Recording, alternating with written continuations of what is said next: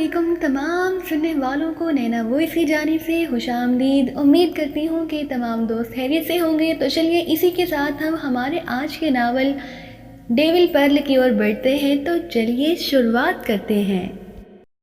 انہوں نے بھی ہاتھ جوڑ لیے تھے اور ان کے جسم بھی کانپنے لگ گئے تھے اور چہرے زرد پڑ گئے تھے۔ جبکہ بلیک ماسٹر کی حالت دیکھنے والی ہو رہی تھی، وہ حیرت کی شدت سے بت بنا بیٹھا تھا۔ وعدہ تو میں پہلے ہی کر چکا ہوں کہ سچ بتا دو گے تو معافی مل جائے گی۔ میں دراصل یہ نہیں چاہتا کہ تم جیسے تربیت یافتہ افراد کو ہلاک کر دوں، ورنہ سپر چیف نے تمہاری اس غلط بیانی کی وجہ سے بلیک ماسٹر سمیت پورے سیکشن کے ڈیتھ آرڈر جاری کر دیے ہیں۔ کارسن نے نرم لہجے میں بات کرتے ہوئے کہا۔ کیا تم نے جھوٹ بولا تھا؟ کیا واقعی؟ بلیک ماسٹر نے یک لخت اچھلتے ہوئے کہا۔ ہاں، مجھے اعتراف ہے کہ میں نے جھوٹ بولا تھا، جیرالڈ نے کہا۔ بیٹھ جاؤ اور اب جو سچ ہے وہ بتا دو، کارسن نے کہا تو جیرالڈ اور اس کے ساتھی مودبانہ انداز میں بیٹھ گئے۔ اب بتاؤ کیا ہوا تھا، کارسن نے کہا۔ جناب، ہم اس عمران کے فلیٹ پر پہنچے تو فلیٹ کو تالا لگا ہوا تھا، پھر اس کا باورچی آیا۔ میں نے ان سے بات کی تو اس نے بتایا کہ عمران کہیں گیا ہوا ہے اور اس کی واپسی کا کوئی علم نہیں۔ ہم نے فلیٹ کی نگرانی جاری رکھی، پھر ایک کار ہمارے قریب آ کر رکی، اس میں سے 2 حبشی باہر نکلے۔ ایک ایکریمین حبشی تھا جس نے اپنا نام جوانا بتایا۔ اس نے بتایا کہ وہ ایکریمیا کے معروف پیشہ ور قاتل تنظیم ماسٹر کلرز کا رکن ہے، اور اس کا ساتھی افریقی حبشی تھا، اس کا نام جوزف بتایا گیا۔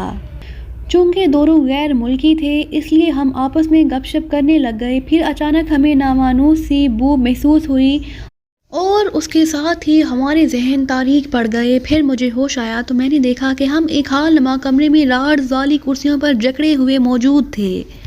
میرے ساتھی بے ہوش تھے جبکہ صرف مجھے ہوش آیا تھا، جیرالڈ نے پوری تفصیل بتاتے ہوئے کہا۔ اور پھر یہ بھی بتا دیا کہ جب دوبارہ ہوش آیا تو وہ سب ایک ویران علاقے میں موجود تھے۔ جس آدمی نے تم سے بات چیت کی، کیا یہ وہی پاکی شاہی تھا جسے ہلاک کرنے تم گئے تھے؟ کارسن نے پوچھا۔ یس سر، جیرالڈ نے جواب دیا۔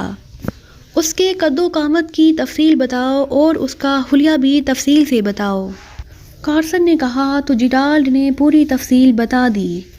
دوبارہ ہوش آنے کے بعد تم اس فلیٹ پر گئے تھے؟ کارسن نے پوچھا۔ نہیں جناب، چونکہ ہمیں واپسی کا حکم دے دیا گیا تھا اس لیے ہم واپس آ گئے، جیرالڈ نے جواب دیا۔ تم سے میرے بارے میں کیا معلوم کیا گیا تھا؟ کارسن نے پوچھا تو جیرالڈ نے مزید تفصیل بتا دی۔ ٹھیک ہے، چونکہ میں نے تمہیں معاف کر دینے کا وعدہ کیا ہے اس لیے تم زندہ سلامت یہاں سے واپس جا سکتے ہو، کارسن نے کہا تو بلیک ماسٹر، جیرالڈ اور اس کے ساتھی اٹھ کھڑے ہوئے۔ انہوں نے انتہائی عاجزانہ انداز میں کارسن کا شکریہ ادا کیا۔ جاؤ ڈیوڈ، انہیں سی آف کر آؤ، کارسن نے ڈیوڈ سے کہا۔ یس بوس، ڈیوڈ نے مودبانہ لہجے میں جواب دیا اور پھر انہیں ساتھ لیے آفس سے باہر نکل گیا تو کارسن نے انٹرکام کا ریسیور اٹھایا اور ایک بٹن پریس کر دیا۔ یس سر، دوسری طرف سے ایک مردانہ آواز سنائی دی۔ لہجہ بے حد مودبانہ تھا۔ پاکیشا میں لارڈ سے بات کراؤ، کارسن نے کہا اور ریسیور رکھ دیا۔ تھوڑی دیر بعد فون کی گھنٹی بج اٹھی تو اس نے ہاتھ بڑھا کر ریسیور اٹھا لیا۔ یس، کارسن نے کہا۔ لارڈ بول رہا ہوں جناب، پاکیشا سے۔ چند لمحوں بعد ایک منمناتی ہوئی آواز سنائی دی، اس کا لہجہ بھیک مانگنے والوں جیسا تھا۔ پاکیشا میں ایک آدمی عمران رہتا ہے، کیا تم اسے جانتے ہو؟ کنگ روڈ کے فلیٹ میں رہتا ہے، کارسن نے کہا۔ یس سر، بہت اچھی طرح جانتا ہوں جناب، دوسری طرف سے جواب دیا گیا۔ کیا تم اسے ہلاک کر سکتے ہو؟ کارسن نے کہا تو دوسری طرف سے خاموشی طاری ہو گئی۔ سر یہ ناممکن ہے سر، وہ انتہائی خطرناک ترین آدمی ہے سر، یہاں کوئی بھی ایسا کرنے کا سوچ بھی نہیں سکتا، ورنہ اس کا پورا سیٹ اپ ختم کر دیا جاتا ہے۔ سر، بے شمار لوگوں نے ایسا کرنے کی کوشش کی لیکن سر آج تک کوئی کامیاب نہیں ہو سکا۔ ویسے جو حکم آپ دیں تو ہم تعمیل کرنے کے پابند ہیں سر، دوسری طرف سے کانپتے ہوئے لہجے میں کہا گیا تو کارسن کے چہرے پر حیرت کے تاثرات ابھر آئے۔ تو تم اس کی نگرانی تو کرا سکتے ہو، کارسن نے کہا۔ یس سر، بالکل سر، دوسری طرف سے جواب دیا گیا۔ تم اس کی اس انداز میں نگرانی کرواؤ کہ جب بھی وہ ملک سے باہر جائے تو اس کی منزل، اس کے ساتھ جانے والوں کی تعداد، حلیے قد و قامت کی تفصیل اور اس فلائٹ کی تفصیل فوری طور پر مجھے بتا سکو۔ کارسن نے کہا، یس سر، میں ابھی یہ کام شروع کر دیتا ہوں۔ میرے آدمی ایئرپورٹ پر 24 گھنٹے رہتے ہیں، میں ان کی ڈیوٹی لگائے دیتا ہوں۔ لارڈ نے جواب دیا تو کارسن نے اوکے کہہ کر ریسیور رکھ دیا۔ اسی لمحے دروازہ کھلا اور ڈیوڈ اندر داخل ہوا اور سر جھکا کر کھڑا ہو گیا۔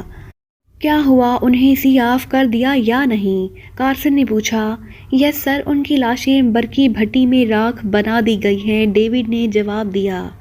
ٹھیک ہے، جاؤ، کارسن نے کہا تو ڈیوڈ تیزی سے مڑا اور باہر نکل گیا۔ کارسن نے انٹرکام کا ریسیور اٹھایا اور یکے بعد دیگرے کئی بٹن پریس کر دیے۔ فریڈ بول رہا ہوں باس، دوسری طرف سے ایک مردانہ آواز سنائی دی۔ ویلنگٹن کے بلیک ڈیتھ سیکشن کے انچارج اور اس کے 4 ساتھیوں کو ہلاک کرا دیا گیا ہے کیونکہ انہوں نے غلط رپورٹ دی تھی۔ بلیک ڈیتھ سیکشن کا نام بھی بدل دو، اب اس کا نام ریڈ ڈیتھ کر دو اور باقی لوگوں میں سے کسی کو بلیک ماسٹر کی جگہ ریڈ ماسٹر کا نام دے کر انچارج بنا دو، کارسن نے کہا۔ یس باس، دوسری طرف سے مودبانہ لہجے میں کہا گیا تو کارسن نے کریڈل دبایا اور پھر ٹونان ہونے پر اس نے ایک بار پھر یکے بعد دیگرے کئی بٹن پریس کر دیے۔ یس سر، اس بار ایک نسوانی آواز سنائی دی، لہجہ مودبانہ تھا۔ ریمنڈ سے کہہ دو کہ آج سے کلب میں ریڈ الرٹ رہے گا اور مجھ تک بغیر میری اجازت کے اور مکمل چیک اپ کے کوئی آدمی نہیں پہنچے گا، حتیٰ کہ ڈیوڈ کا چیک اپ بھی ضروری ہے، کارسن نے کہا۔ یس سر، دوسری طرف سے کہا گیا تو کارسن نے ایک طویل سانس لیتے ہوئے ریسیور رکھ دیا۔ اب اس کے چہرے پر اطمینان کے تاثرات ابھر آئے۔ عمران اپنے فلیٹ میں بیٹھا ایک کتاب کے مطالعہ میں مصروف تھا۔ اس نے پروگرام بنایا تھا کہ وہ خود جوزف کے ساتھ جزائر سلیمان کے جزیرہ ہونیرا جائے گا اور جوانا اور ٹائیگر کو بھی وہ اس جیری ڈوم کے خاتمے کے لیے ایکڈیمیا بھجوا دے گا، کیونکہ اسے بتایا گیا تھا کہ جزیرہ ہونیرا میں اس کا مقابلہ دنیاوی طور پر جیری ڈوم اور اس کا گروپ کر سکتا ہے اور وہی کرے گا، جبکہ شیطانی طاقتوں کے سلسلے میں عمران نے سوچ رکھا تھا کہ وہ خود بھی جیب میں مقدس حروف مقطعات لکھ کر رکھے گا اور جوزف کی جیب میں بھی۔ اسے یقین کامل تھا کہ مقدس حروف مقطعات کی موجودگی کی وجہ سے شیطانی طاقتیں کسی بھی صورت اس کا راستہ نہیں روک سکیں گی۔ جب سے شمس الرحمن نے ڈیول پرل کے بارے میں تفصیل بتائی تھی، عمران نے ہونیرا جزیرے اور اس کے گرد موجود مونگے کی چٹانوں کے بارے میں اہم اور تازہ ترین معلومات حاصل کر لی تھیں۔ ان معلومات کے مطابق جزیرہ ہونیرا کے 2 اطراف میں قدیم ترین دور سے مونگے کی بڑی بڑی چٹانیں موجود ہیں جو بہت بڑی ہیں اور ان مونگوں کا رنگ دودھ کی طرح سفید ہے، اس لیے یہ چٹانیں چاندی کی طرح چمکتی ہیں۔ البتہ ایک بہت بڑی چٹان ایسی ہے جس کا رنگ زرد ہے، اس لیے اسے گولڈن مونگا ریف کہا جاتا ہے۔ یہ بھی بہت بڑی چٹان ہے اور یہ جزیرہ ہونیرا سے کچھ فاصلے پر ہے، لیکن اس چٹان کے قریب کوئی جہاز یا کوئی انسان نہیں جا سکتا کیونکہ اس کے قریب جاتے ہی جہاز کنٹرول سے باہر ہو جاتا ہے اور اس میں موجود انسان بے ہوش ہو جاتے ہیں، اس لیے اس گولڈن ریف کو ڈیتھ ریف کا نام دیا گیا ہے۔ اس بارے میں قدیم دور کے لوگوں کا خیال تھا کہ اس گولڈن ریف پر شیطانی طاقتوں کا بسیرا ہے جو کسی کو قریب نہیں آنے دیتی، جبکہ موجودہ دور میں سائنسدانوں اور ماہرین نے اس پر جو تحقیق کی ہے اس کے مطابق اس چٹان میں سے نامعلوم ریز نکلتی ہیں جو اس چٹان سے تقریباً 2 بحری میل دور چاروں طرف پھیلی ہوئی ہیں۔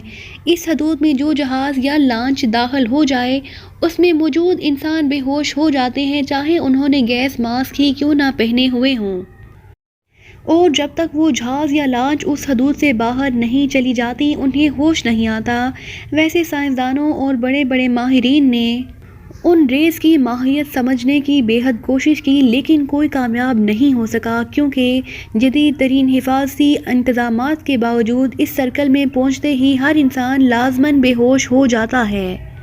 اس لیے ماہرین اور سائنسدانوں نے اسے ڈیتھ ریز کا نام دے دیا ہے۔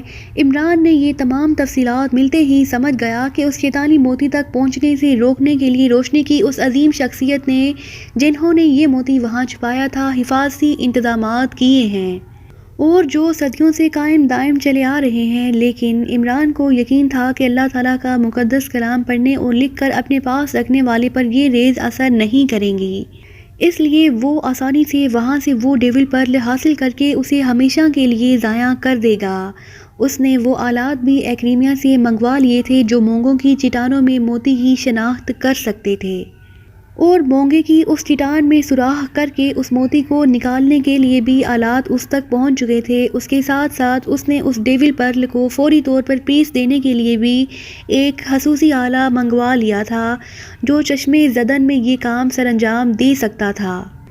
اس لیے یہ سارا کام اب اسے انتہائی آسان نظر آ رہا تھا۔ اسے یقین تھا کہ ٹائیگر اور جوانا جیری ڈوم اور اس کے آدمیوں کا آسانی سے خاتمہ کر دیں گے۔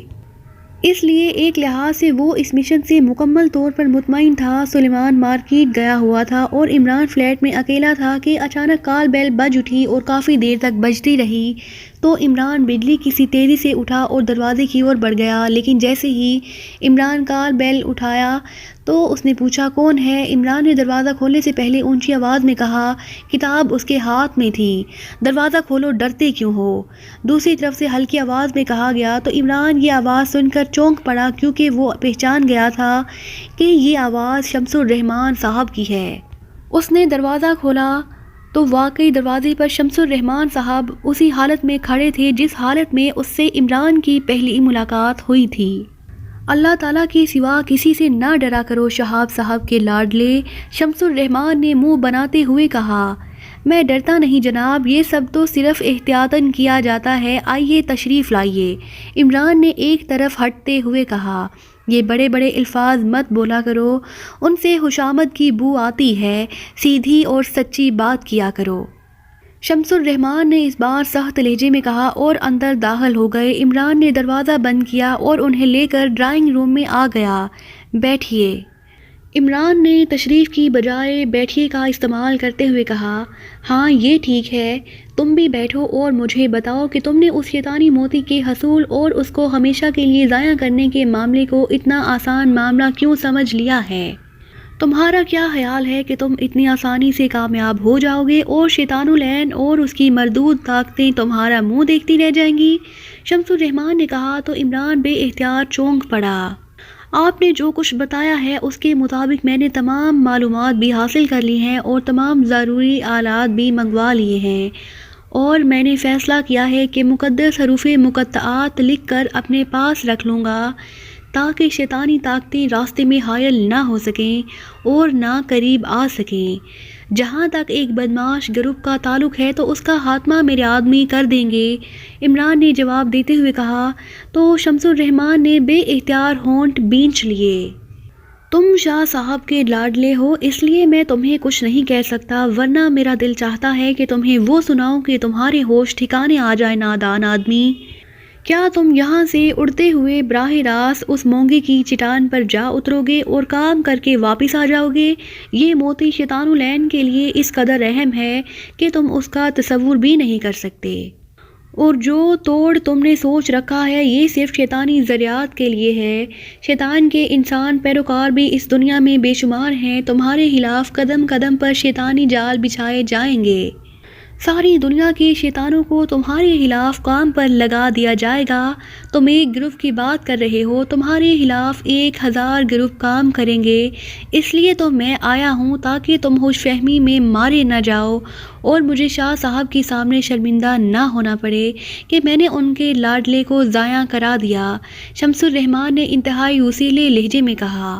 آپ بے فکر رہیں جناب، ہماری پوری زندگی ایسے ہی لوگوں سے نپٹتے ہوئے گزری ہے، یہ لوگ ہمارا کچھ نہیں بگاڑ سکتے، عمران نے بھی منہ بناتے ہوئے کہا۔ تو شمس الرحمن بے اختیار مسکرا پڑے اور پھر کافی دیر تک اس طرح ہنستے رہے جیسے ان کو کوئی دورہ سا پڑ گیا ہو۔ عمران حیرت بھرے انداز میں بیٹھا انہیں اس طرح ہنستے ہوئے دیکھ رہا تھا۔ بہت ہو، واقعی بہت زیادہ خوش فہمی ہے تمہیں، اپنے آپ کو ناقابل تسخیر سمجھتے ہو، تم سمجھتے ہو کہ تمہارا کوئی کچھ نہیں بگاڑ سکتا، کیا تم انسان نہیں ہو؟ بولو، جواب دو شاہ صاحب کے لاڈلے، شمس الرحمن نے ہنستے ہوئے کہا۔ ان کا انداز تضحیک آمیز تھا۔ میں نے کبھی ایسا نہیں سوچا، میں بھی فانی انسان ہوں، لیکن مجھے یقین کامل ہے کہ موت اور زندگی اللہ تعالیٰ کے ہاتھ میں ہے، انسانوں کے ہاتھ میں نہیں، عمران نے اس بار تلخ لہجے میں کہا۔ اسے حقیقتاً شمس الرحمن کے اس انداز پر غصہ آ گیا تھا کیا تم نے باقاعدہ معاہدہ کر رکھا ہے کہ جب تم چاہو گے تب تمہیں موت آئے گی؟ نادان انسان، تم ہو کیا؟ تمہاری اس کائنات میں حیثیت ہی کیا ہے؟ یہ دیکھو یہ کیا ہے؟ شمس الرحمان نے منہ بناتے ہوئے کہا، اور اس کے ساتھ ہی انہوں نے قمیض کی سائڈ جیب میں ہاتھ ڈال کر باہر نکالا تو عمران بے اختیار اچھل پڑا، کیونکہ شمس الرحمان کے ہاتھ میں 100 میگا پاور کا انتہائی خطرناک اور جدید ترین بم تھا جو ایک پن کی شکل میں موجود تھا۔ دیکھو اسے دیکھو، تمہارے فلیٹ میں ایسا نظام ہے کہ جہاں کوئی بھی بم نہیں پھٹ سکتا، لیکن دیکھو یہ چل رہا ہے اور کسی بھی لمحے پھٹ سکتا ہے اور تم اسے بند نہیں کر سکتے، کیونکہ جیسے ہی تم ایسا کرو گے یہ پھٹ جائے گا۔ بولو میں ٹھیک کہہ رہا ہوں یا نہیں؟ اب بتاؤ کیا تم نہیں مر سکتے؟ تمام حفاظتی نظام کے باوجود شمس الرحمان نے اسے میز پر رکھتے ہوئے کہا تو عمران نے بے اختیار ہونٹ بھینچ لیے، کیونکہ شمس الرحمان صاحب درست کہہ رہے تھے، یہ انتہائی خوفناک بم تھا اور کسی بھی لمحے پھٹ سکتا تھا کیونکہ وہ آن تھا۔ یہ بم آپ نے کہاں سے حاصل کیا ہے؟ عمران نے حیرت بھرے لہجے میں کہا۔ تمہارا کیا خیال ہے کہ یہ مجھے کہاں سے مل سکتا ہے؟ شمس الرحمان نے منہ بناتے ہوئے کہا۔ میں کیا کہہ سکتا ہوں، ویسے اسے اب تک پھٹ جانا چاہیے تھا۔ میری سمجھ میں نہیں آ رہا کہ ڈی چارج ہونے کے باوجود یہ پھٹ کیوں نہیں رہا، حالانکہ ڈی چارج ہونے کے 5 منٹ کے اندر اسے ہر صورت میں پھٹ جانا چاہیے۔ عمران نے کہا۔ اس کا دل تیزی سے دھڑک رہا تھا کیونکہ معمولی سی بھی حرکت اس کے پھٹنے کے لیے کافی تھی، لیکن شمس الرحمان نے اسے جب جیب سے نکالا تھا تب بھی وہ ڈی چارج تھا اور اب بھی وہ میز پر موجود تھا اور اس پر ڈی چارجنگ لائٹ مسلسل جل رہی تھی۔ عمران کو بخوبی احساس تھا کہ اگر یہ بم پھٹ گیا تو یہ فلیٹ تو ایک طرف پوری بلڈنگ کے پرہچے اڑ جائیں گے اور اس بلڈنگ کے اوپر اور نیچے بنے ہوئے فلیٹس میں رہنے والے بے شمار افراد بھی چھیتڑوں میں تبدیل ہو جائیں گے۔ اس کے ذہن میں مسلسل دھماکے ہو رہے تھے۔ اس کا دل چاہ رہا تھا کہ وہ اٹھ کر یہاں سے بھاگ جائے، لیکن نہ جانے کیا بات تھی کہ باوجود شدید خواہش کے وہ ویسے ہی اطمینان سے بیٹھا ہوا تھا۔ یہ بم تمہاری فلیٹ کے بیرونی دروازے کے کونے میں موجود تھا، شمس الرحمان نے مسکراتے ہوئے کہا تو عمران بے اختیار اچھل پڑا۔ یہ فلیٹ کے باہر ایسی حالت میں موجود تھا، لیکن یہ ابھی تک پھٹا کیوں نہیں؟ ایک بار ڈی چارج ہونے کے بعد تو اسے آف بھی نہیں کیا جا سکتا۔ عمران نے رک رک کر کہا۔ تم نے اسے اچھی طرح دیکھ لیا ہے، اب دیکھو یہ کس طرح آف ہوتا ہے، شمس الرحمان نے کہا اور اس کے ساتھ ہی انہوں نے اپنا ہاتھ اس پر رکھ دیا تو عمران کا دل اچھل کر اس کے حلق میں آ گیا، لیکن دوسرے لمحے عمران کی آنکھیں حیرت کی شدت سے پھٹ کر حقیقتاً اس کے کانوں تک جا پہنچی۔ جب شمس الرحمان صاحب نے ہاتھ اٹھایا تو بم آف ہو چکا تھا۔ عمران اسی طرح آنکھیں پھاڑ کر اس بم کو دیکھ رہا تھا جیسے اسے اپنی آنکھوں پر یقین نہ آ رہا ہو۔ اسے اٹھاؤ اور اچھی طرح چیک کر کے بتاؤ کہ یہ اصل ہے یا نہیں، شمس الرحمان نے کہا تو عمران نے اسے اٹھایا اور الٹ پلٹ کر دیکھنے لگا۔ وہ واقعی اصل تھا، حیرت انگیز، انتہائی حیرت انگیز۔ یہ سب کیسے ہو سکتا ہے؟ عمران نے انتہائی حیرت بھرے لہجے میں کہا۔ تم نے دیکھا کہ شیطانی طاقتیں کیسے تمہیں ہلاک کرنے کے درپے ہیں اور تم یہاں بیٹھے اطمینان سے کتابیں پڑھ رہے ہو اور سوچ رہے ہو کہ تم جا کر آسانی سے یہ شیطانی موتی حاصل کر لو گے اور اسے ضائع بھی کر دو گے اور کوئی طاقت تمہارے مقابل نہ آ سکے گی، شمس الرحمان نے کہا اور عمران کے ہاتھ سے بم لے کر انہوں نے اپنی جیب میں ڈالا اور اٹھ کر کھڑے ہو گئے۔ آپ بیٹھے، پہلے مجھے بتائیں کہ یہ سب کیا ہے، آپ یہاں کیسے آئے اور مجھے کیا کرنا چاہیے، عمران نے انتہائی منت بھرے لہجے میں کہا۔ اس میں میرا کوئی کمال نہیں، میں تو ویسے ہی گھومتا ہوا ادھر سے گزر رہا تھا کہ مجھے شاہ صاحب نے حکم دیا کہ میں تمہیں جا کر سمجھاؤں کہ اس قدر اہم معاملے کو تم اتنا آسان کیوں لے رہے ہو۔ چنانچہ میں یہاں آیا تو باہر دروازے کے کونے میں یہ بم پڑا ہوا تھا، میں نے اسے اٹھا کر اپنی جیب میں ڈال لیا اور بس، اب تم جانو اور شاہ صاحب جانے، میں تو جس طرح سمجھا سکتا تھا سمجھا دیا، شمس الرحمان نے بڑے سادہ سے لہجے میں کہا اور واپس دروازے کی اور مڑ گئے۔ لیکن یہ بم پھٹا کیوں نہیں؟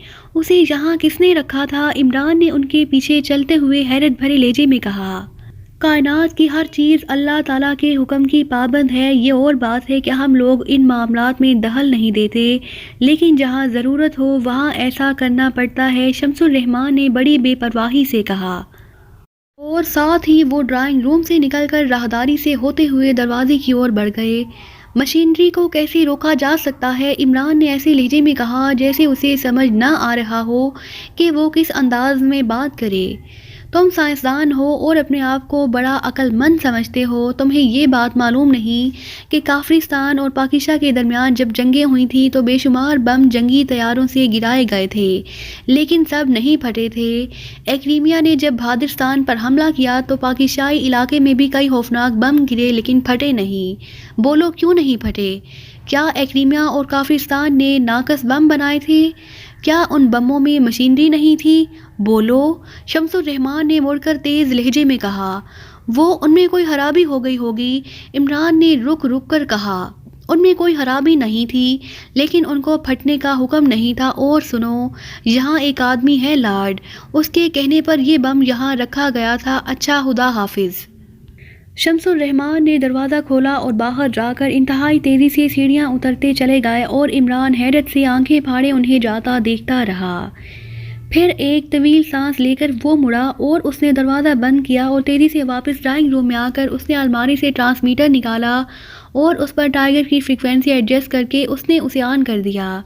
Hello hello, Ali Imran calling over. Ali Imran نے بار بار کال دیتے ہوئے کہا، یس ٹائیگر اٹینڈنگ یو اوور. تھوڑی دیر بعد ٹائیگر کی مودبانہ آواز سنائی دی.